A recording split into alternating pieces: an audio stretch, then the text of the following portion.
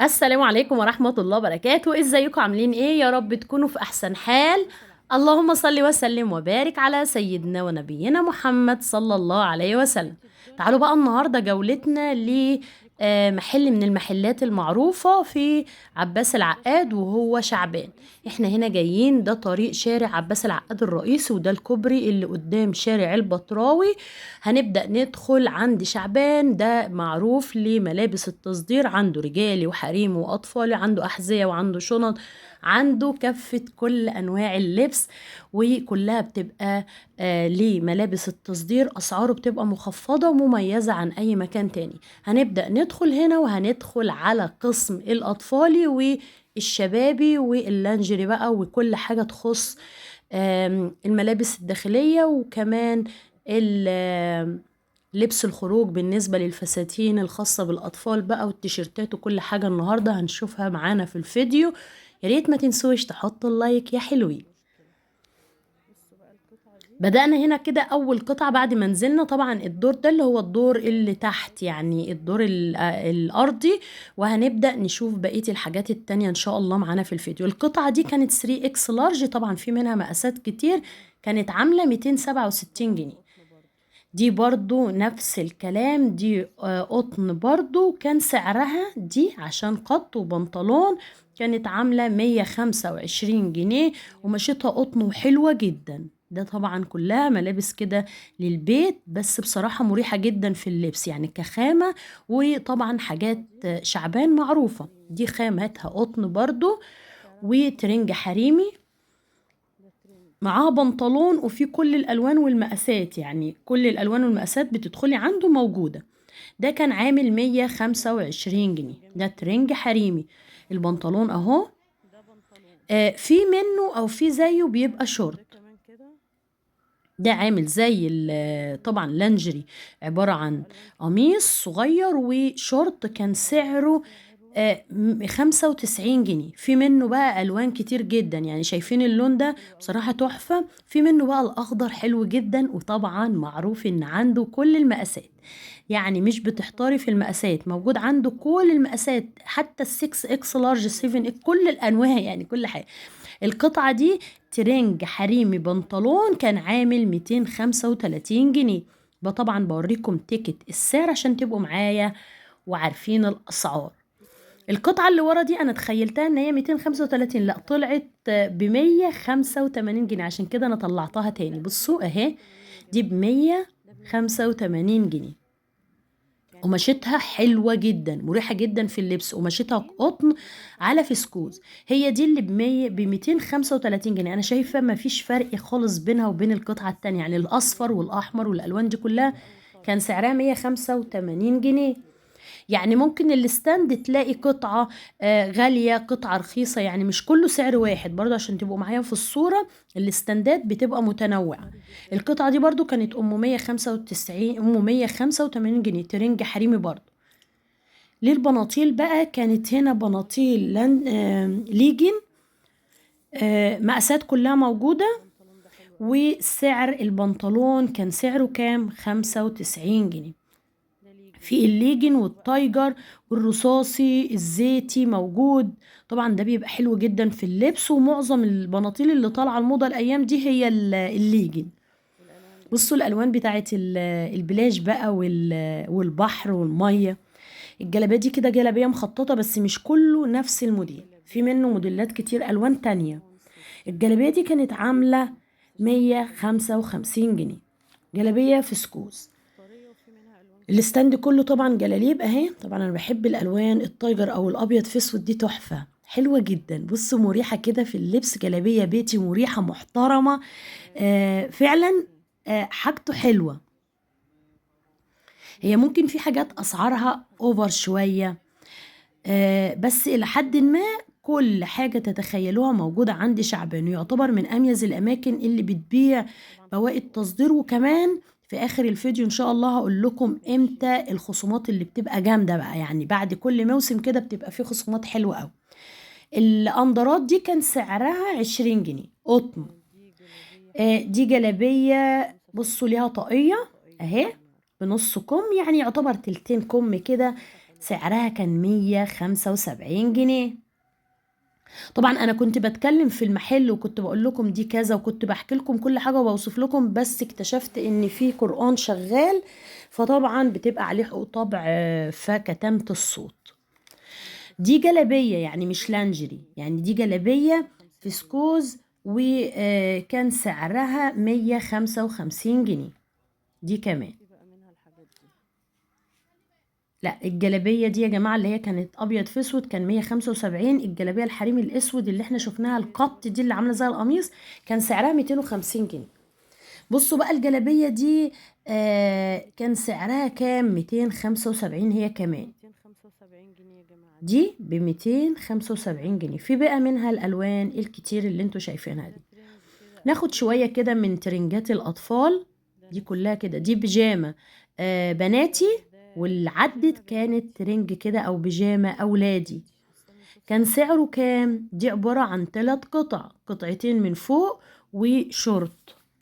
كان سعرها 260 جنيه، 3 قطع 260 جنيه.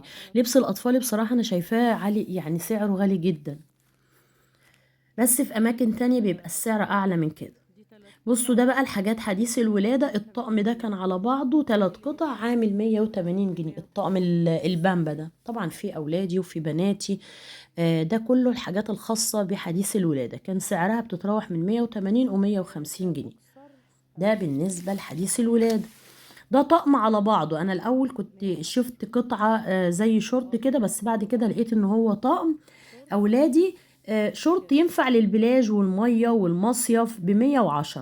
الطقم عامل 110. في حاجات يعني زي مايو اولادي، بس مقاساتها صغيرة. يعني كل الباسكت ده او الصندوق ده كان مقاساته صغيرة. تعالوا بقى نشوف سعر بقى الفساتين اللي فعلا صدمني. انا شفته قبل كده فعلا في العتبة والحاجات والاماكن دي كان سعر برضو اوفر شوية. النهاردة بقى سعر الفساتين فعلا رهيب. الفستان ده جاكيت جينز زي ما انتوا شايفينه اهو. طبعا انا سبته بصيت فيه تاني. الجاكيت جينز والفستان حلو طبعا، حلو يعني احنا مش مفيش كلام. سعره كام بقى ده؟ 565 جنيه. الفستان الجينز الحلو ده برضو البامبا، والجاكيت جينز زي ما انتوا شايفين فستان بناتي اموراتي كده 775 جنيه. ده ب775 جنيه يا جماعة. شايفين شكله؟ طبعا السعر رهيب يعني. الفستان القمر ده هو اموراتي كده وحلو وصغنن وشكله كويس. كنت بحاول احطه كده عشان اقول لكم السعر، لان التيكت ما كانش باين قوي، يعني القطعة دي ما كانش فيها التيكت باين. طلعت كمان واحدة عشان خاطر اقول لكم السعر بتاعها كام.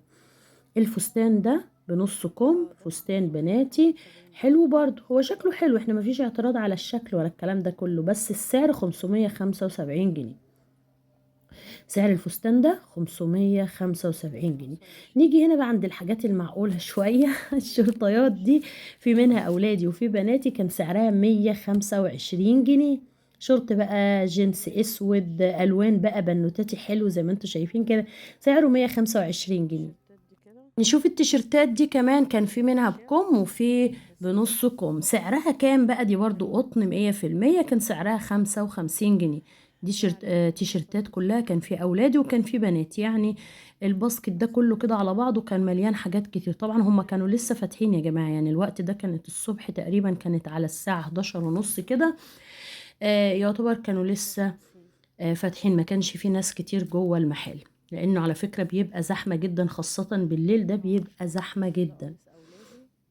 القمصان دي قمصان اولادي كان ب110. في بقى منه الوان كتير ومقاسات كتير.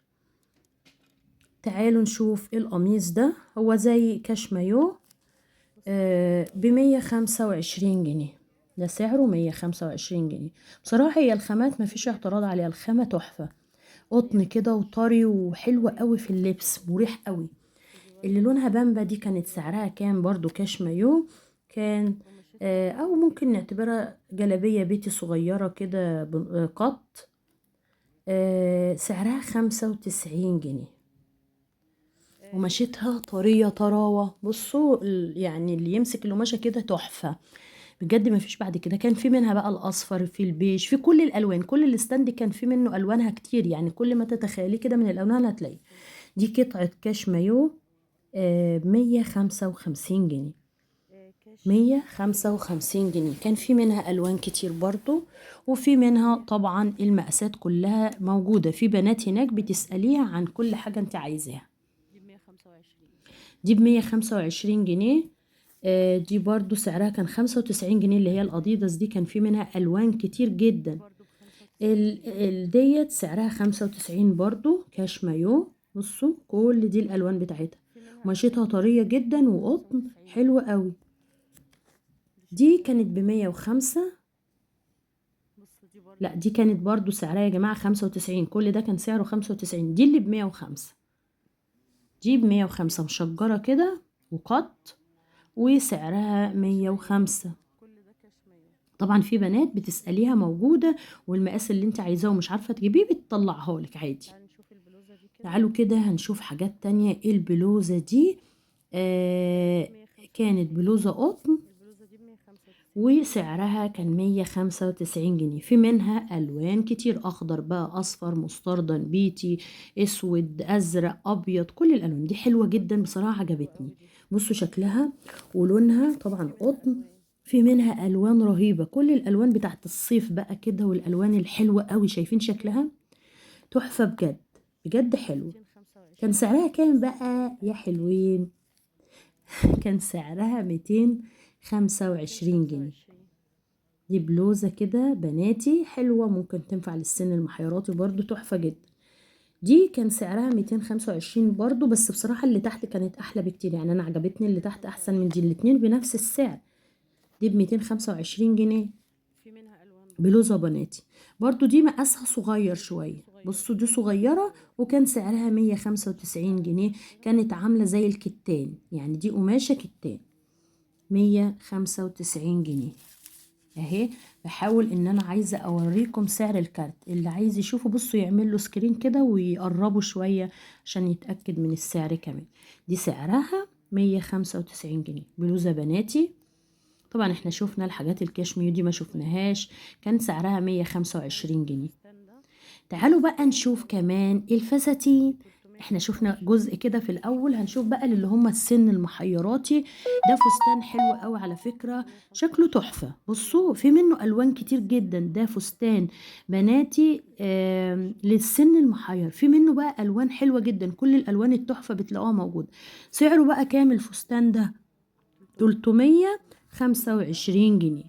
الفستان حلو، شكله كويس جدا. بصوا في منه الوان كتير. بصوا بقى التوينز ده توينز بناتي، بس بصراحه عجبتني خامته جدا، طري قوي، وفي اللبس ده بصراحه تحفه. شايفين شكله؟ طبعا ينفع على بنطلون جينز بقى، لو هتاخدي مش هتاخدي الطقم على بعضه. ده عامل 225 جنيه. ده سعره 225 جنيه، عبارة طبعا عن قطعتين. قطعة اللي هي عبارة عن تيشيرت، والجاكيت الخفيف الصغير توينز كده معاه بناتي، حلو جدا. البلوزة الكحل دي احنا شفنا منها قبل كده القدامانية خالص، ودي كانت سعرها 225 جنيه. في منها طبعا ألوان كتير، يعني كل الالوان اللي انت عايزاها بتلاقيها موجوده. بصوا انا عجبتني دي، رجعت لها تاني لان كانت قماشتها طريه وحلوه جدا. ده توينز برضو بناتي، كان عباره طبعا زي ما انتم شايفين قطعتين، وبصراحه شكله حلو، يعني هو كشكل معقول. بس سعره كان 395 جنيه. عليها رسمة كده حلوة. بنوتاتي ألوانه حلوة يعني، بس كان معظم الستاند كان فيه الشكل ده، يعني ما كانش فيه ألوان، يعني أشكال كتير أو موديلات كتير. بحاول أجيب لكم هنا تيكت السعر ده كده يا بنات 395 جنيه، طبعا عشان لما تكونوا رايحين تبقوا عارفين الأسعار. بصوا بقى بقول لكم ان الخصومات او الحاجة اللي بتوصل بقى كل ده هينزل سعره الكام ل50% كمان. ده بيبقى في شهر اخر تصفيات الموسم، يعني كل موسم كده بيبقى ليه فترة معينة. ده شهر 8 ان شاء الله بتلاقوا الاسعار دي نزلت خالص. البلوزة القمر الصغيرة البنوتات الحلوة دي كان سعرها 109. هي بصراحة حلوة، يعني ممكن تتلبس على ستريتش، على بنطلون جينز، بس ايه يعني لو لبسناه جينز ازرق هيبقى طقم كله كده على بعضه. ده ب109. هي كخامة حلوة، هي دي عبارة كان قطعتين، يعني في واحدة اهي قطعة اللي هي عاملة زي الجنس دي، شايفين شكلها؟ دي ب109. لا التوينز التاني، ايوه ده، بصوا ده بقى طقم كده برضو عبارة عن قطعتين، وكان سعره كام؟ 125 جنيه. بصراحة حلو يعني، بنوتاتي كده. الكمام بتاعته كانت بنص كم، وفي الجاكيت كان فيه استرس كده زي فضي، لونه برضو معقول وحلو قوي. دي برضو بلوزة بناتي حلوة وشكلها جميل ولطيف يعني. كان سعرها، احنا قلنا طبعا على سعرها 109. شايفين؟ ده كده احنا دخلنا على الستاند التاني. بصوا بقى البلوزات دي كان سعرها كام بقى؟ 137 جنيه. دي ب137 جنيه، بس الالوان بتاعتها كانت محدودة يعني. بصوا البلوزة دي تحسيها ان كلهم لون واحد، بس هما كان في فرق في الالوان يعني في الدرجات. دي كده بلوزة قطن برضو، زي توينز بناتي، وكان سعرها 250 جنيه. ده طقم بناتي على بعضه يعني، 3 قطع وشورت. شايفين؟ دي كمان الالوان بتاعتها حلوة يعني، الوانها كده سواء اللون ده او اللون اللي جنبه الاورنج كمان حلوة قوي. لا ده يا جماعة ب125 جنيه، ده ب125 جنيه طقم برضو. شايفين شكله وجماله حلو قوي. دي عبارة عن قطعتين، تيشيرت كده وزي توينز ب125 جنيه. نيجي بقى عند القطع دي قطعة برضو توينز بناتي، شكلها زي ما انتوا شايفين كده، كان سعرها 395 جنيه. ده توينز بنوتات، ينفع برضو للسن المحرر لان كان في منها مقاسات كتير جدا. اللي لونها ابيض دي كان طقم، ده طقم على بعضه، عبارة عن طقم توينز ومعاه بنطلون بلون التيشيرت كده، يعني لون البنطلون هنا كحلي او ازرق. عامل كام بقى الطقم ده؟ بصوا بقى الطقم ده زي ما انتوا شايفين في منه بقى الوان، يعني الستاند كده كان في منه الوان بيختلف منها لون البنطلون، يعني لون البنطلون هو اللي بيختلف. طبعا ما فيش مرة امسك ستاند او شماعة الا ما تقع يعني. مش عارفة ليه. بصوا كنت بوريكم شكل البنطلون بتاعها. الطقم ده كان سعره كام؟ 795 جنيه. الطقم البناتي القمر ده هو حلو والله، بس سعره عالي يعني، انا شايفة السعر عالي جدا. طقم بناتي ده شايفين شكله ولونه، كان برضو 795 جنيه. هو طبعا عشان القطعة اللي فيه جنس. الاخضر ده بقى تتخيلوا بكام؟ الطقم الاخضر ده انا بسميه اخضر، هو معاه بنطلون جينز 3 قطع، يعني يعتبر ده جاكيت جينز لونه اخضر، والبلوزة حلوة جدا مش عايزة اي كلام، زي شيفون مع جينز. الطقم ده كان عامل 850 جنيه يا بنات، 850 جنيه. ده الطقم ده برضو كان طقم على بعضه 3 قطع، بنطلون جينز لونه اسود، والشبيكة دي او البلوزة اللي عاملة زي الشبيكة 385 جنيه. هو يعتبر بالنسبة للي جنبه أرخص بكتير، 385، يعني 400 إلا 15، يعني من 400. الطقم اللي فوق ده شايفين شكله؟ ده طقم كامل برضو، البنطلون بتاعه كان أخضر. يعني منسقين هما كده ألوان مع بعضها بتبقى متناسقة كده مع بعضها. عامل كام؟ 795 جنيه، يعني 800 جنيه. دي بقى السلوبتات للبنوتات بقى اللي بتحب السلوبتات، وده طبعا للسن المحيراتي 12 13 15 سنة. شايفين شكله؟ الجاكيت جينز، وفي منه بقى اللي بيتغير ايه شكل السلوبت نفسها. الطقم ده كان عامل كام؟ 525 جنيه. الجاكيت جينز لونه هنا ابيض، وبيختلف شكل السلوبتة بين واحدة والتانية، كان في منها البيج، في الازرق، في الكحلي، في البامبا. شايفين الطقم ب525 جنيه. ده بقى طقم تاني خالص، بلوزة حلوة جدا، بس عبارة عن جيبة، يعني بدل بنطلون جيبة. ادي البلوزة ومعاها جيبة منفوشة كده، وشكلها حلو طبعا، واخدة من درجة البلوزة نفسها، يعني شكل الجيبة بص واخدة من درجة الكمام. كانت عاملة كام بقى الجيبة دي؟ الطقم 695 جنيه، يعني 700 إلا 15 جنيه. ده برضو طقم جيبة 695 جنيه هو كمان، يعني الجيب بتبقى أقل شوية في السعر، 695 جنيه. الطقم ده كان عامل 740 بنطلون. دايما البنطلون اغلى، مش عارفة ليه، لان هو ممكن يكون الجنس، انما الجيبة بتبقى خفيفة شوية. ده زي ما انتوا شايفين 740 جنيه. بصوا ده ادي عشان البروش كده لونه برتقاني، فالبنطلون لونه برتقاني مع شكل الجيب مع شكل الفستان نفسه. الطقم ده كان عامل 750 جنيه. ده جاكيت اخضر كده مع طقم جيبة وبلوزة وثلاث قطع، كان عامل 455 جنيه. هو عشان مقاسه صغير شوية. 455 جنيه. طبعا بتتدرج الستاند فيه حجم المقاسات او في شكل المقاسات اللي موجودة. الجاكيت جينز برضو، والبلوزة قطن، ودي جيبة. دي شكل الجيبة، كان سعرها برضو 455 جنيه. ندخل على حاجة تانية. طبعا زي ما انتوا شايفين كده اسعار اللبس البناتي بصراحة عالي جدا. الجيبة دي جيبة زي ستان كده، تنفع برضو سواريه، بسعرها 145 جنيه، سواء دي او دي. طبعا في مقاسات ب145 جنيه. اقول لكم طبعا الحاجات الجنس سعرها عامل كام دلوقتي. افرع شعبان موجودة في اماكن كتير جدا، يعني اماكنها في كل الاماكن. هقول لكم دلوقتي على بعض الاماكن اللي بنعرفها من شعبان. شايفين التيشيرت ده؟ تيشيرت اولادي برضو قطن 100%. بصراحة هو القطن والخامة التيشيرتات روعة. ده اولادي طبعا ينفع لمقاسات كتير، للشبابي كمان. كان سعره 155 جنيه. في بقى تشكيلة من التيشيرتات رهيبة.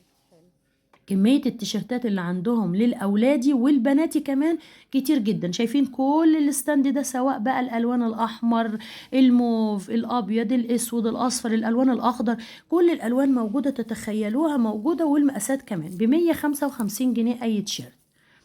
البنطلون الجينز ده أولادي في منه برضو مقاسات ب175 جنيه. ده سعره البنطلون 175 جنيه يا بنات. استنداد طبعا في هناك المايوهات، حاجات كلها الخاصة بالمصايف.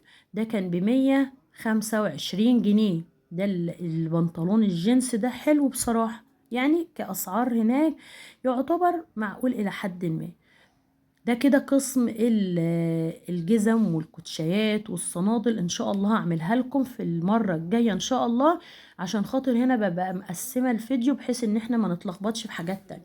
الفستان القمر ده هو حلو بصراحة، كان عامل كام؟ 495 جنيه. هو كان مقاسه صغير، يعني مقاسات صغيرة. دي بصوا بقى الفساتين اللي هي ايه، ليه سن بقى صغير، سنتين، 3 سنين، 4 سنين كده، سعرها كان 95 جنيه. اي فستان من الستاند ده كان سعره 95 جنيه.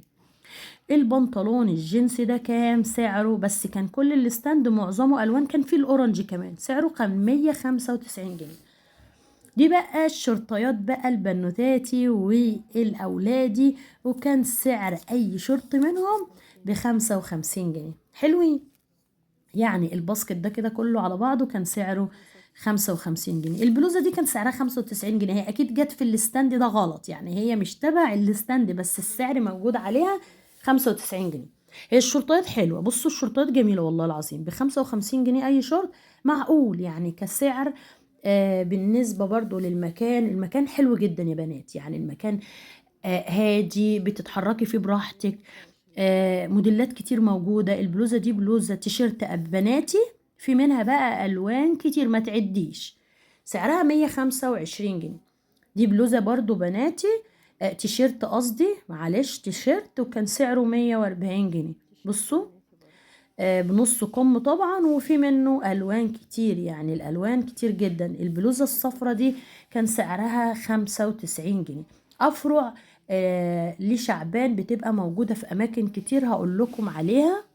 في فرع الشعبان موجود في الهرم أمام كايرو مول، وفي كمان في أكتوبر اللي هي عمارات برعي بلازما مبنى 7 اللي هو بجوار مبنى الحصري. طبعا في مدينة نصر الفرع اللي احنا فيه موجود دوت واحد شارع عبد الرازق الصنهوري عباس العقاد، ده متفرع من شارع البطراوي وعباس العقاد الرئيسي موجود، يعني مشهور هناك شعبان. كمان في الفيوم، يعني في الفيوم كمان شارع جمال عبد الناصر ميدان المسلة اللي هي عمارات التأمينات. في الجيزة كمان اللي هو 5 شارع الجامعة اللي هو ميدان الجيزة، موجود شعبان برضو هناك. في موجود كمان في فيصل 137 شارع الملك فيصل. في وسط البلد اللي هو 2 شارع البورصة الجديدة قصر النيل، موجود برضو شعبان هناك. في المنصورة شارع قناة السويس برج زهراء الإخوة، موجود برضو في المنصورة.